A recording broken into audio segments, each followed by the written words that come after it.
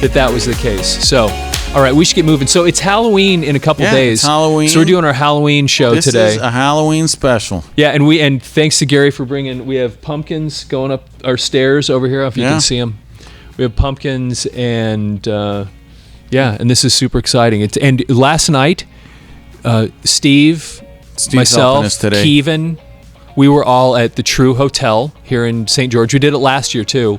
We actually we're in the Thick and Mystic studio, by the way, so we take one of the guitars and we go with all the kids in their costumes and let them play the guitar, and everybody has a blast with it. We have a Thick and Mystic guitar that we play, and so we actually go do this Halloween event every year, and it's kind of a fun thing. So anyway, that's what we did last night. But then Halloween's, so we're shooting this on Friday, which is 2 days. Oh, here's the Thick and Mystic official Thick and Mystic guitar. It's a little dirty because it's. I don't know if it'll but we're gonna put it up here so you can actually fit on there very well. I don't know how well it'll balance. Yeah, I'll just hold it up so you can see it in the cameras. That's cool. Yeah, we had got a little. There you go over there in that camera. Little Jackson. Yeah, it's a little Jackson. It's actually not a very, this is Jackson actually makes some inexpensive stuff that's actually still plays really well. No, I mean, and this is a great little guitar, and I think it costs $400. That guitar shreds. Yeah, and it still sounds cool and it's fun. Awesome. Anyway, yeah, thanks. Thank you, Steve. So we were doing that last night for Halloween. So we're going to do a little Halloween episode here. And we're in the Thick and Mystic studio in St. George, Utah, and the company that pays the bills around here is Audio Mover. Audio Mover. If you have old audio videotapes, and this is a great time, especially once Christmas hits. We get a lot of orders at Christmas time, people sending in their audio and videotapes to get them digitized, give them to family and friends and that kind of thing, and that kind of thing. And sometimes and then other thing that we'll do, I can't tell it's a tablet. Yeah, a lot of times what they'll do, which is kind of fun too, is they'll send in a bunch of tapes and then we'll just put them, like they'll say, we'll put them on a tablet. Oh, nice. And then sometime they'll get 5 or 6 tablets and then they give them to everybody in their family. And then you just take out the tablet and you can sit there and just watch all your old home movies. It's pretty cool. That's pretty cool. It is. It's really cool. Good job. So audiomover.com. Go there, get your order started. If you or somebody you know has old audio videotapes, and you probably do, know somebody. If you don't have them yourself, get your order started there, and Audio Mover can take care of that stuff for you. So let's get a record in here. Yeah. And get started with our Halloween version. The cool thing about Halloween, and like you think about like a lot of stuff that we cover in music, there's always a little bit of a crossover. And for some reason, Halloween's one of those. It is one of those holidays where you can be something you're not. Yeah. So, I mean, that falls in line with just a lot of things. That's the whole idea of Kiss behind the makeup and, all those other type of, thanks. I mean, Ozzy I know we covered Ozzy and Bark at the Moon piece not too long ago, which was having it's probably Ozzy calling us right now. Yeah. What's going on? But I think that's all that kind of stuff's pretty good. Oh, what do you got there? I don't need this. Thank you, though. Okay, cool. Yeah, so it's Well, I'm just saying that there's always been a tie-in, and at least in the 80s there was a lot of that crossover. I mean, Kiss and how many things were always doing some sort of Halloween special, Headbangers Ball. It's funny you mentioned that because Kiss was on a Halloween special. I just watched it last night with Paul Lynde. Oh, and it had yeah. I'm going to turn the sound off. It's the one where they had the witch from Paul Lynde, that's right. They had the witch from the Wizard of Oz. Wizard of Oz. Yeah. Wasn't she? She was on that thing. And then Kiss came out and played Detroit Rock City. And it's pretty funny watching that old thing. But anyway, that's Snow Phantom. Kiss meets the Phantom. Well, I think that was on. Didn't that debut on network TV on Halloween? I don't know. I'm thinking that was the worst movie ever, but it was super funny. Okay, that's a whole nother rabbit hole we can go down, but we'll save that for our Kiss special. Kiss, yeah, those guys are like embarrassed by the thing. But we're talking about Phantom of the Park, right? Yes. Yeah. They're embarrassed by it, but the world would be a lesser place if they hadn't have done it. No, it's good. It's so awful that you're just glad that it exists. I am. I love it. I It's love so it. awful that even- it's a little bit like Rocky Horror Picture Show. It's so terrible that all of a it's good. sudden it becomes a great movie.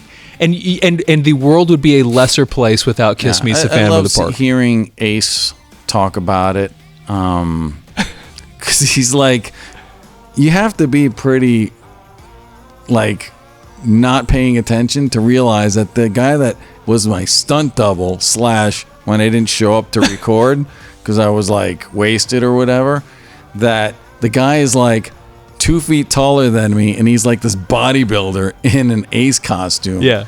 And he says he gets asked all the time, like, I didn't know you could do flips. Because I guess the guy does, there's that part where he's doing like a flip or something. Like, as if somebody would really believe that was, it's hilarious. I mean, yeah, it's funny. awesome. Anyway, So great. Halloween, rock and roll, they kind of go hand in hand. They do. Music in general, but let's bring out the albums.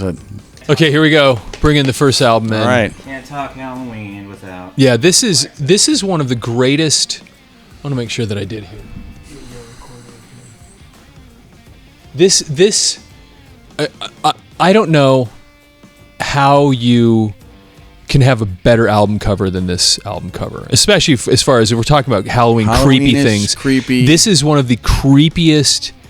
It's so amazing because it's almost purposeless as far as the cover goes. It just, there's this incredible message, and it's just in like, what the heck is this? It's just creepy. I mean, That's it. That's the whole message here. 1969. I think it was 1970. 69. I think is when it came out. And the picture is, and it's just an album cover. It's their debut album. Yep. And we talked about Black Sabbath just being creepy, and at the beginning, I mean the opening track with the rain. Yep. And we've talked about that in the past.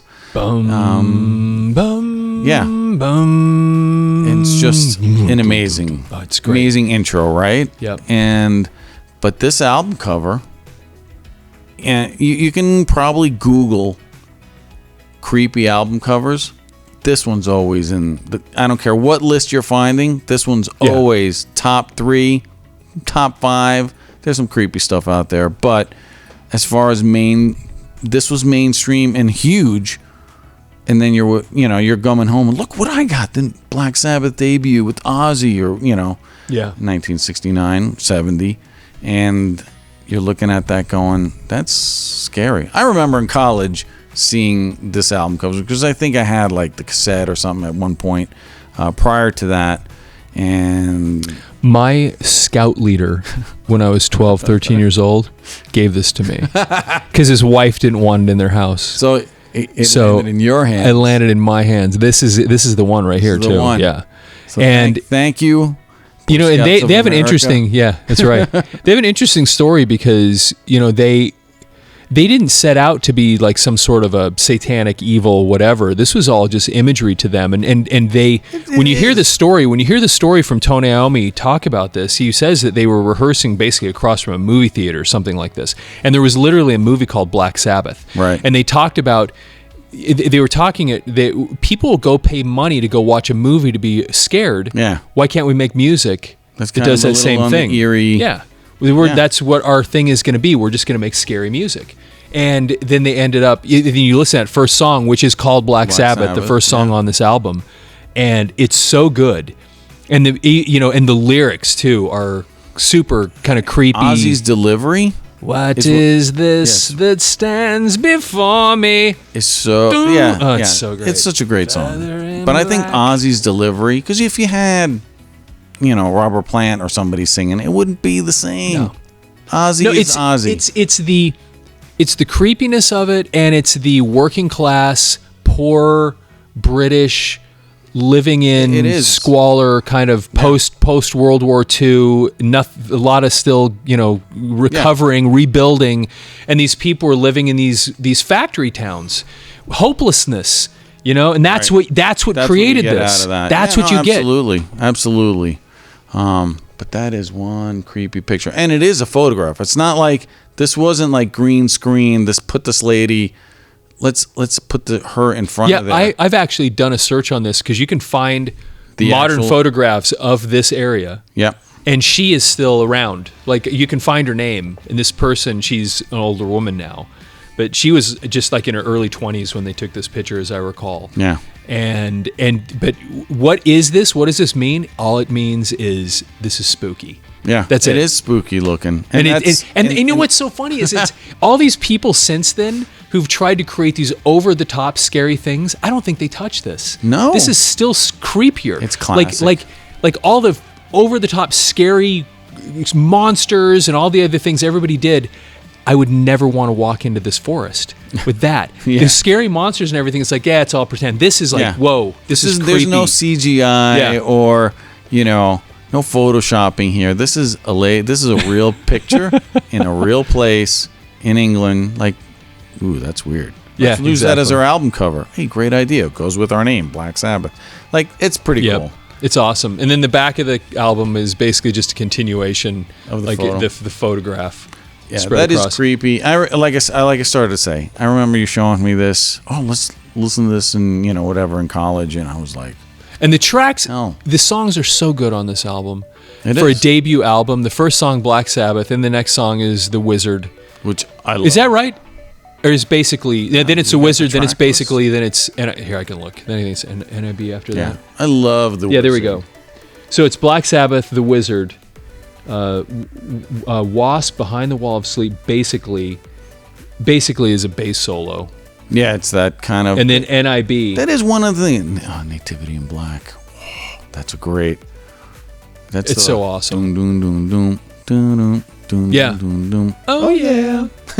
Nice. Exactly. On cue. Then on side B we have Wicked World, A Bit of Fingers, Sleeping Village, Warning. It's so. I mean, just all the stuff. Nativity in Black. I mean. Yeah, I got to be honest with you about something right now. I never knew that's what it stood for. Really? Never knew. I'd always seen NIB, and I don't know that I ever like really thought about it a lot. I just thought that's whatever. Okay. But correct me if I'm wrong, people. That sounds so cool. I don't want it to be wrong. I want that to be right because I dig that. Is. That's really cool. But anyway, and then actually, I think this actually says John Osborne too, or it has Ozzy spelled funny. Yeah, it says Ozzy. Ozzy spelled Ossie, but I think somewhere in here, like in the writing credits, I'm sure this is not the original. Although it may be. His. I mean, is his birth name? I think his name John? is John. Yeah. So somewhere, I think it's somewhere on here. It actually says the name John. This is an interesting. Yeah, there it is, John Osborne. All selections written by Tony Iommi, John Osborne, Terrence Butler, William Ward. So it's got to be their real names. Not Geezer, Bill. So that's what the check it out. cover looks like. You can see the names in there. So, I got to tell you too, I think every one of these guys was a great player. Bill Ward in those early days had one of the coolest images as a rock star. He's a good-looking, cool-looking dude. Those early pictures, drummer. man. He's so cool. I love that guy. Yeah. And they were great. And then over time, Tony Iommi developed this really interesting image, and then of course Ozzy did, and they all kind of grew into these. And we've talked about that, how bands just seem to, they're not one-hit wonders.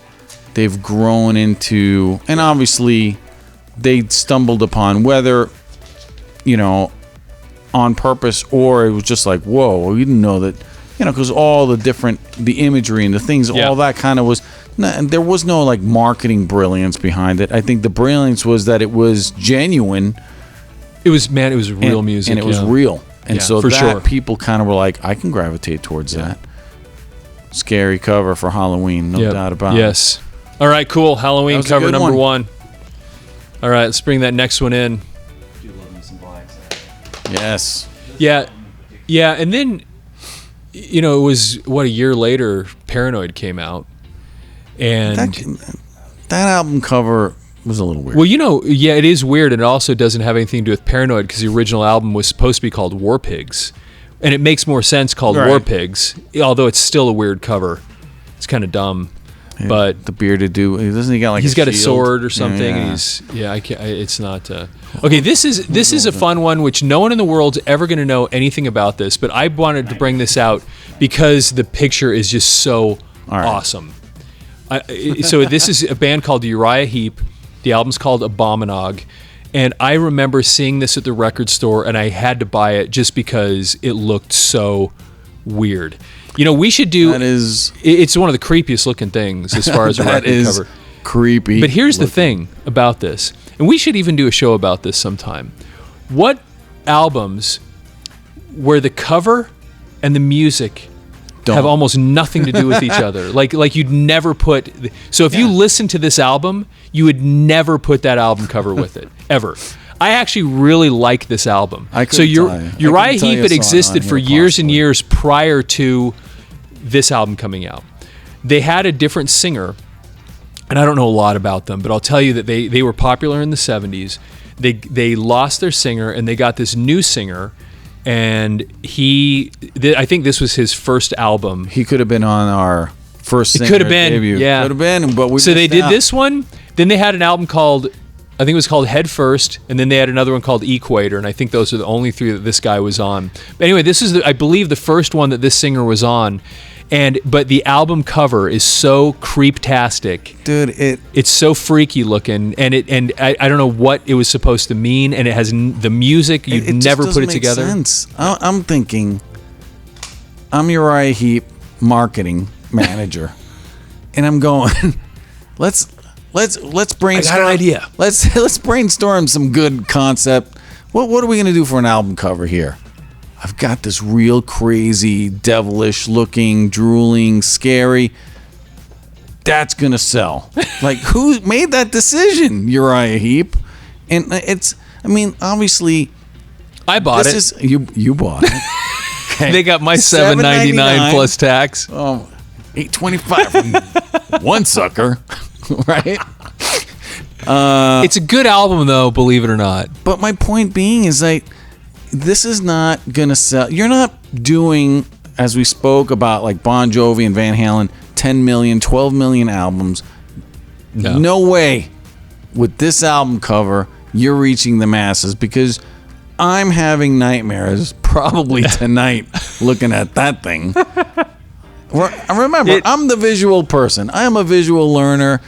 Growing up, if I saw this, shit, there's no way I'm sleeping. You know? Oh, because I bought this. I was probably 15 years old. It was so freaky. It was so freaky. You just had to. You're like turning it over. What's on the backside of this thing? I think it's just them guys standing. The band? Just the band standing there. Yeah, but I'm saying, look at these guys. All right, 2 of them have mustaches. That's scary in its own right? No Freddie Mercury. Especially in the 80s. But I'm thinking you got the drummer and the guitar vocalist. But the point being is, like, you go from that cover to those, like, they're so disconnected. Man. It doesn't make sense. I totally agree with this. That is for Halloween. I'll give it. This is a good tip of the hat. I'm glad you brought this out. It's cool. It's a great, for that reason, that's why I wanted to bust it out. So hang on a second. No idea. Because I'll tell you something interesting. So I run. I run a lot, right? I mean, I run 3-4 times a week. Right. Okay. And sometimes I listen to books. Sometimes I listen to show. A lot of times I listen to music. There's a song on here that it's on my playlist almost all the time. Right. Believe it or not. Which one is it? So it's a song called "Too Scared to Run." I'm not kidding you. Yeah, it's actually a great tune. So look behind you, and the album cover is chasing you. Is what Too Scared to Run. Here, that's a good song. Too Scared to Run is a cool tune. Chasing Shadows is okay. On the Rebound is a pretty good tune. Okay. Prisoner, I don't remember. Sell Your Soul, I don't remember. Thinking about blah blah blah blah. I don't remember all the rest. I don't remember any of the rest of the songs. I gotta look at this now more closely. Peter Golby. He was the new singer. All and right. The dude's got a killer voice. There's nothing special inside. The only thing super special is Abominog, this creature. You know what this reminded me of? Crazy name, crazy creature. That has nothing to do with the sound of the music at all. I mean, is there a creature like this called Uriah Heep or something? Like, I don't get it. No, it makes no sense why they did this. This creature, although they really, once I went back and looked, they don't look like each other that much. What this reminded me of, though, when I first saw it, did you remember the movie Creepshow? Yeah. And they had that box that was like under the stairs or something, and it had that with the huge mouth and the teeth. Yeah. It made me think of this, and that scared me a lot. I mean, anyway. Steve made the point that this looks like some sort of gorilla type top horns. This is just nasty. I can't even look at it and kind of make a. All right, I'm done. I'm done with this guy, Abominog. That is so creepy. Okay, good. All right, Halloween. Not sleeping. I like some of the songs on there. They have nothing to do. I do see that. with the album. So, all right, we're gonna do another Halloweeny next. Halloweeny type Frankenweenie Halloweeny cover. What was the other? Because we had another one that was creepy, scary. That I can't remember what it was now. Okay, Steve's gonna bring it in. Well, we talked about. Is this the one that we wanted? Yeah. No, I can't see it. Yeah, let's do that one. On. Don't with that. Do it. Yeah. Do it. We were talking about. Oh yeah. You got to do this. We were talking about creepy. We were talking about Kiss Alive 2 and Gene. As far as creepy covers go. Yeah. But if you're talking about Halloween, there is one album that you have no choice, but you have to talk about it because it became Halloween. That's right. In a way. This is just the one that I covered. This is, I've got 2 or 3 copies of this, just because. And look, let's just be honest. This is the #1 selling album of all time. It is, and it probably deserves it. Dude, there it's are that so many good songs. It's on here. just that. It's just that good. I mean, this was kind of that moment where you go, man, how do you beat this guy? As far as songwriting, as far as singing, his singing is so excellent. He is. Then you start realizing if you saw the because you probably remember when the music video came out for Thriller. I mean, MTV was all over it. There's going to be this big thing. It's like 15 minutes long, the whole deal. It was super long production and had that super long intro, which was like a movie. It's after midnight. And he's walking down the thing with the... Right, yeah. But even before that, had the part where they're just like walking around and, and he's like, I'm asking you to dance or whatever Which was so weird, man. Yeah, it was just like him and the girl and their beautiful woman and Michael this Jackson. Kind of... Well, he had the Michael Jackson, jacket on. Right? And you had that whole movie part, which was unheard of at the time. Right. It was totally... So it was like twice as long as any other thing. MTV was totally all... I mean, this was a big deal. Because I want to say the Thriller single and video didn't come out till way after Beat It. Way after I think you're right, yeah. Billie I seem Jean, to remember that. And all the other singles that are on here. I mean, there's like... Half this album was like a #1 hit. If not more. I want to say there's probably 6 #1 hits. This was so fantastic, and that song. And to your point, Thriller comes out, and now this weekend for Halloween, how many Thriller flash mobs are there going to be? And see, everybody knows the movements now. Yeah, and what's so crazy because not only did you realize this is one of the music, right? That is the video component. I mean. The Thriller dance. Yes. I mean, and that's what Michael Jackson did. He was so great. He not only was he once again a great singer and a great songwriter because he was the one coming up with a lot of this. And he actually, I shouldn't say that because there was a guy that helped to write a lot of this music. I can't think of his name offhand, but he was kind of an unsung hero as far as songwriting because I think a totally different guy wrote the song Thriller, but. There was that after they had Thriller, the music video that we all watched. Right. Then they put out the making of Thriller. Oh, that's right. Movie, like it was an hour long. Yeah. And I think it was in this particular video where they were talking to some of the dancers, and they talk about how, and I think it was this. It might have been something different, but I remember this about Michael Jackson because this is when it became so obvious to everyone. They are all acknowledging the fact that the best dancer in that entire crowd was Michael Jackson. Dude, where normally, and they made some comment about this, how sometimes, you have the star who's kind of the okay dancer and they put all the great dancers behind him and it looks good. He's the best one in the crowd. Right. He's that good on about everything. He was just not a normal human being. No, that's why you have the theorists out there that say, he faked his own death and all that other, stuff. Him and Jim Morrison and Elvis Presley. Probably. Who knows? I mean, but that's the thing, is that he moved the needle so much in those days. And this is the breakthrough. Was the thing that, he was already huge. Everybody already knew he was awesome. What was the album before this? Was like Off the Wall, or that may have been. I don't remember. Something like that. And that had a couple good tunes. He had great songs long before this, but this one was just exploded. Great songs. And it was produced by, we already talked about this, Quincy Jones. Quincy Jones. You reminded me, because I couldn't remember his name, and you remembered what it was. And so when Eddie Van Halen died about a year ago, I put a post on Facebook. I think, anyway, I said something about, because a lot of people didn't really know who Eddie Van Halen was, or if they did, they didn't think they'd heard of his music. And I'm like, no. You have heard Eddie Van Halen play. I guarantee you have heard Eddie Van Halen play the guitar. Everybody in the world has, because he played the solo on Beat It, which is this classic thing. And he didn't get paid for it. He did it as a favor. Yeah. So Quincy Jones, Michael Jackson bring the tapes over to Eddie Van Halen's studio. Hey, he puts the tape on. Lay a track on. I think he recorded two. He listened to it to kind of get get it together. Played two solos and then sent them on their way. And you have one of the greatest guitar solos in history that he just kind of knocked out on one of the greatest pop songs on history, and it was on this album. I think the other part of that Eddie Van Halen tie-in to this is that he just did it like, hey, I'll just do it, right? Hey, thanks. I'll throw a solo on there.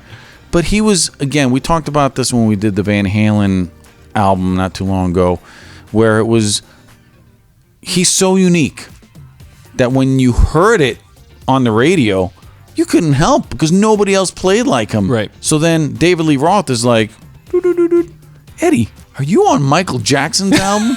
Like, what the hell? And I think there was some sort of little bit of tension fallout. Like, is he leaving the band, going to tour with Michael? Like, I don't even know. Like, but there was some drama. I'll just say some Van Halen drama. Not that there was a lot. There was always drama with the Van Halens. You got David Lee Roth and Eddie Van Halen in the same room. But the point being that you can totally tell it's Eddie. Oh, there's no mistaking it, especially at the time. The tone, the everything about it. I mean, you can almost, you just close your eyes, you can hear that solo, It was the whammy such bar. a great solo. Oh my gosh. he just tears it up. Yeah. Now this album has the weird tiger kind of thing in the middle. I don't know if our I camera wanna zoomed say- out far enough to see it all, but Yeah, I want to say my sister, Gabriella, had this poster on her wall. really, Yeah, dude. I mean, that's a big deal. But again, look. What are you gonna do? Can you fact check how many albums this thing sold? I think it's 50 million. I'm going to say 50. It's right around 50 million. It is the number one selling of I all bet time. I would say. And then here's the if back. Slippery When Wet and Van Halen were 10. They were 10 and 12. million, I bet this was way bigger. I'm pretty sure this was 50. 4 or 5 times north more of than 50. Look at listen. Here we track. go. Want to be starting something? I forgot about that too. Gonna be starting something. Gotta be starting It's something. so upbeat and happy. Baby Be Mine. I don't remember that one. That's a slower one. What do you got, Steve? Michael Jackson's Thriller estimated to have sold 70 million. Okay, more than 50. I thought it was 50. 70. Okay. Dude, that's just The best not. selling album. 70 I think million. I think the next one that comes close is George Michael's Faith at 20 to 29 million. Well, see, I don't know. Yeah, I sometimes wonder about those stats, because I've seen them say AC/DC's Back in Black was up in the 30-40. I've seen Bat Out of Hell up in the 30-40 range. So I don't know that I've always heard of this as being 50 millions, but 70 wouldn't surprise 70? me. I mean, when you get past that, how do you know? They're just moving them. It's like crazy. So here we go. The Baby Girl Is Be Mine. Mine. The Girl Is Mine That's a with Paul good one. McCartney. It was a huge hit. That was. Then the That's song- the one where they're like talking and right? Isn't that? I don't know, Michael. Yes. She said she's mine. Yes. Well, then I don't. He comes in. I'm like, dude, this is so ridiculously. But it's but it's Paul McCartney and Michael Jackson. You're looking back. You're looking. You're giving that example, or you're giving that opinion Oh my gosh. Because we're looking at it 50 years later. Yeah. What year was this thing made? 86? I don't know. 5? 82. 82. 82? 82. You're right, Robert. What's that? The next highest selling was Back in Black, 50 million. Okay. Insane. Yeah, and then somewhere up there is Bat Out of Hell. Yeah, 20 And- million. The difference alone. Yeah, this was makes so your far career. above everything else. It's crazy. Okay, so here we go. But So The we're Girl Is talking- Mine with Paul McCartney. Thriller, huge, obviously giant hit. Beat It, which we just talked about. Once again, that was a groundbreaking hit. That was number one. How many weeks number one was Beat It? I yeah, bet. it had to be forever. For Billboard or what? Then Yeah. next, Billboard number Billie one. Jean. That's a great song. Still, and it's a great tune. If anybody has never seen the Motown performance with Michael Jackson, that's the first time anybody's seen anybody do the moonwalk. Oh yes! And he didn't do it. Dang it! I remember watching Didn't that. do it on rehearsal. That's right. I remember He just watching the movie broke going, it out. What the? What just happened? Yes, that's right. We were all broadsided by What was that? Yeah. He's moving backwards, but it looks like he's moving forwards. Like it was just a Like he's sliding or mind-blowing- something. Yeah. Like weird. It was. I remember It was that. the most trippiest thing. Oh my gosh, I remember that. Okay. But yes, if you haven't Jean. seen it, everybody knows what the oh moonwalk my is gosh, man. now. I forgot about this. Right? So now, yes, everybody, and then there's a million variations on it now. But Michael made that. Okay. So what else you got on there? Human Nature was a huge hit. That was a pretty big hit. Why? Tell me it's a human nature. Something like that. The huge hit. That has the Dude, and then there's Why? yes, exactly. And then here's another one. PYT, Pretty Young Thing. That was a huge song. PYT, Pretty Young Thing. Ooh, I take you there. Oh my gosh. Thriller was number one for 37 weeks. Okay. 37 weeks at number one. Okay. The album. And then the last song is course. Lady in My Life. I don't know that song. I couldn't tell you. 2 songs on there I couldn't sing right now. The rest of them, if I hear it, I could tell you. I mean, I could probably sing along with it if it just came on. Yeah. I could sing along. That Oh my gosh. is Thank you for your help. crazy. on the Yes, stats. Steve's cleaning up. Was the moonwalk thing. That was the first time that it's seen it, and it was unlike Michael to not do something in rehearsal, just because he was very meticulous, and so nobody saw it until all of a sudden he just broke it out.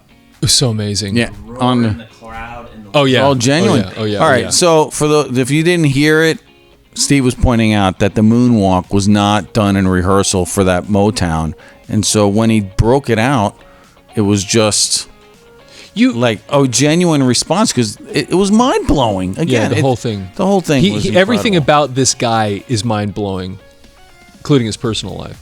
But Oh, we'll just leave that out. But we'll leave we're that talking out. Thriller. We're talking about his Thriller from a here. musical standpoint, and I knew how great he was all these years because because you just how can you not? But what I didn't appreciate until I saw was it the movie called This Is It?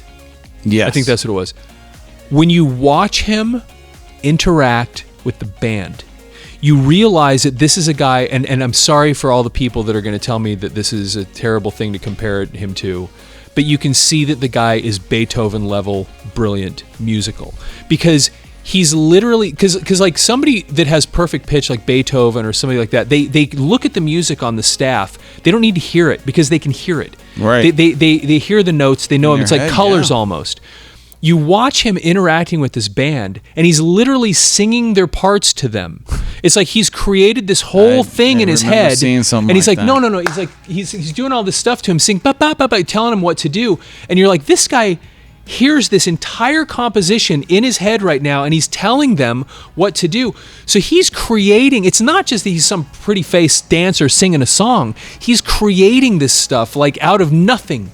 And he goes up to the musicians and he's like, he's explaining to them. Right. He probably couldn't even write Yeah, it down, I was seeing- but he hears it. It's amazing. I saw some interview with. Do you remember the guitar player, the gal Jennifer Batten? She had like blonde hair. that She was played like- with him? Yes. She was amazing in that amazing. movie. Yes, she's in that Yeah. movie. She was in as part of his touring band forever. But I seen like an interview with her saying that, basically echoing exactly what you're saying, that he is just on it.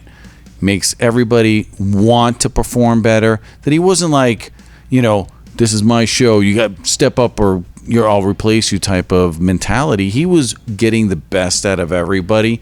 And, and I can definitely kind of see that out of Michael's kind of persona, is that, I think he made everybody want to elevate their game and bring their A game every show, everything. Not to mention, Thriller is an album, but again, the performing, the visual that he brought, all those things. This isn't even like, then he had Steve Stevens and Dirty Diana. Oh yeah. After that, he's done some great stuff. Slash played with them with that other. Remember there was some song. I seem to remember that now. Where Slash would come out. It seemed like Slash was everywhere there for a while from Guns N' Roses, but he played with Michael Jackson on a couple different things. He'd be singing. All of a sudden, here comes Slash with his top hat and his shirt wide open and just kind of playing along with Michael. Two guys. That was great. Great stuff. Michael Jackson and Thriller is a great Halloween simply because of the song Thriller and obviously the video. Yeah, and it's now associated with Halloween because of that. Right. Because of the song, the video, again, the dance, the whole thing. Yeah, for sure. All 10 people awesome, watching man. Are probably like, I'll be in a flash mob this weekend. These guys are so right. Right? Exactly. It's great. Now at Tuacahn, which is kind of our Broadway in the desert, they're doing. Oh yeah, I think you mentioned that. It's crazy. Good point. Okay, we have one wild card album. All right, that's so coming we've got out right the now. bonus Halloween. The bonus kind of. So you're getting your money's worth. Oh wait, they don't have to pay for this. That's true.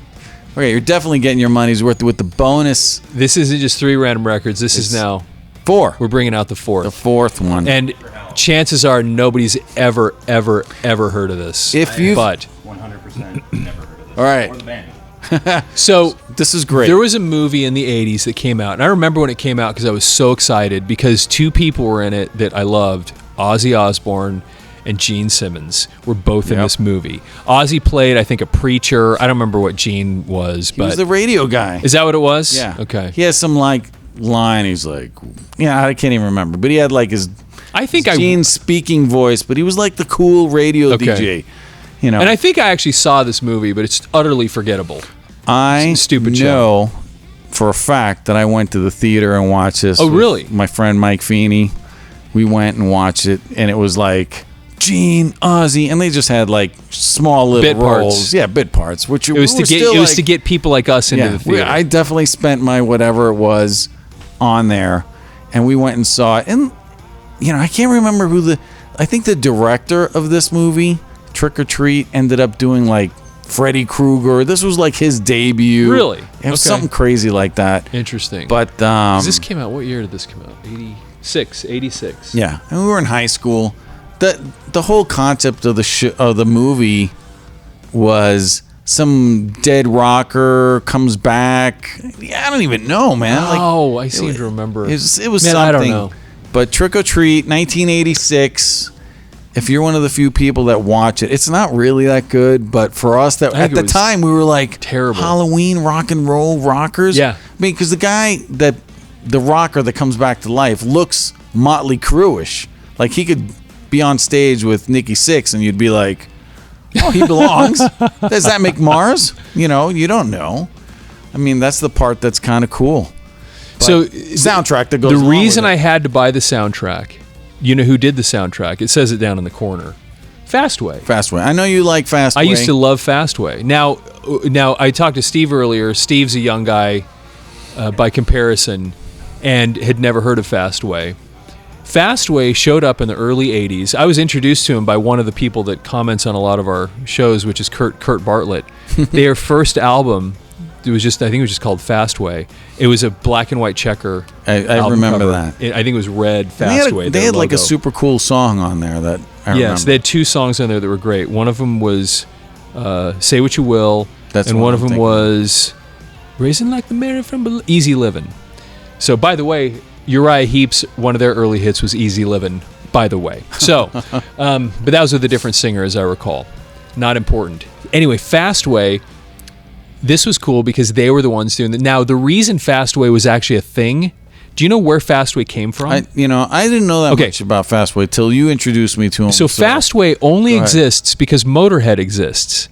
So Fast Eddie Clark, who was Motorhead's guitarist, original they were the 3-piece, left Motorhead, started a band Fastway. He picked up a singer named Dave King, and then they started this band Fastway. They put out that first album. They had a second album that I think was called All Fired Up. Was that their second one? Anyway, and then somewhere along the line, they got asked to do the soundtrack. And a couple of the songs, I think Heft and what's that last one called? If You Could See. I think both of those are on other Fastway albums. I'll be honest with you. I don't know that I ever played this. I got it just because I felt like I needed to. Yeah, it's one of those token... It's because you got pictures of Ozzy. Because where's Ozzy? Right. Ozzy's right there. Ozzy's right there. There's Gene with the cowboy hat. Another picture of Gene? Maybe not. I don't know. Oh, no, that's Gene down here. He's the radio DJ. Isn't that him with the sunglasses? Yeah, I think you're right. So these two are Gene and then Ozzy. But, but look at the guy, the main player. He does look like He does have that Motley Crue look for sure. So it plays into the era. So I got the soundtrack just because I felt like I needed to, because I'm a record collector and I was a metalhead and I liked Ozzy and Gene and I loved Fastway. So I had to have all the stars lined up. For it was all lined up, man. They were going to get my money, and then on the inside there's nothing special, and then typical, what is that, Columbia? Yeah, typical Columbia Records label. Anyway, that's our bonus record that no one in the world is going to care about, but it is kind of an interesting thing. There's a movie called Trick or Treat that Fastway did the soundtrack for. Look, I know because we are doing this Trick or Treat special extra bonus feature soundtrack that everybody out there is going to start streaming that this weekend. Trick or Treat's going to be on high demand. This album on iTunes is going to shoot up. I just know it, man. I just know it. They're going to be it's going to be number one. Clark's going to be like, what the hell just happened? These That's guys right. All of a sudden my bank account's filling up. That's hilarious, man. Thank you, Random Records with the bonus for the bonus album. All right, so anyway, that's our last one. Thanks for watching our Thanksgiving special or Thanksgiving. Thanksgiving's our next special. What'd you notice? Realized on the Trick, you have the guy, but he's like coming out of the pumpkin. I gotta put my glasses on because I can't see that clearly. Look at that. That's a pretty cool. I didn't really realize that. My gosh, that is kind of a pumpkin mouth, isn't it? Yeah, and the eyes. Dang. No, I was thinking it was just flames. Oh yeah, he's got the nose, eyes, the whole deal. Very nice. And he's playing, you can tell, a BC Rich. Very cool. Yeah, anyway, so there you go. Yeah, it is a Motley Crue look for sure. With the little studs and the pentagram and the... That's that Shout at the Devil. Shout at the Devil era. Yeah, for sure. So anyway, well, that's good awesome, stuff, man. Yeah, Hope you guys liked the Halloween special.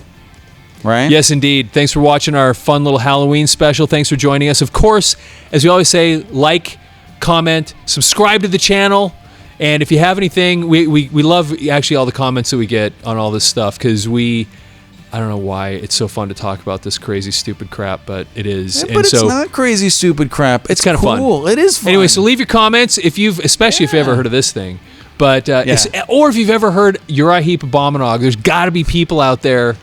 If you've seen, there's got to be people out there like me. We want to know your take. Yeah, exactly. I mean, that's pretty fun. This is cool stuff. That album cover is going to keep me up at night. That's good. You. Never going to sleep. Good deal. That's Abominog. Abominog. That's an abomination. That's what it is. Yes, indeed. Anyway, thanks for watching. Everybody. All right, take care.